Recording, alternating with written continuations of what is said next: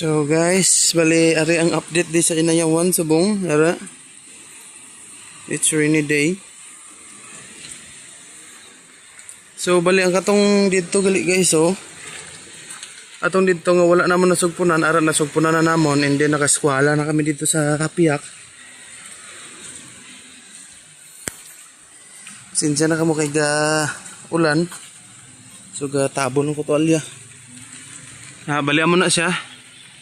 Ano pansin nyo, dara lang to danay kutob, pero subong ato na siya na para patuto sa punta, and then diretso dira. Huwag na siya naman natuunan kay ang puan ang ring wala na. Wala na sang gis. So ang giobra kagay na is walang atong danay nga sudlon. So bali ang giobra kagay na ara. Gibutangan namon sang runner sa dalom. Ara sa dalom runner, and then siding. Ara na siding. Bali sa likod way pa na siya nabutangan. Pero ato sa Piak aton lagawon tanan. Sinsya na kay gaulan. Di matadlong kag bid. Di kay tadlong akon nga pag ano. Medyo kurog ang kamera kay ga kuan ko.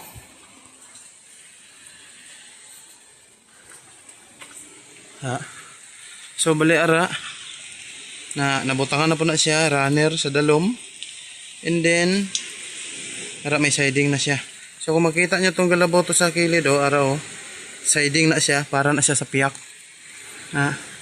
And then andira nabutangan naman namon runner, and then siding, and dire ara nabutangan naman runner kag siding. Sabaw pati dito nabutangan namon na dira runner, siding, piak kag piak na siya da guys. Piak kag piak na da ang runner, aw ang siding piak kag piak. And then dito piak kag piak man na siya. Na bali amo nang update diri subong. Tapos kay ga sige pan ga ulan siya kadali.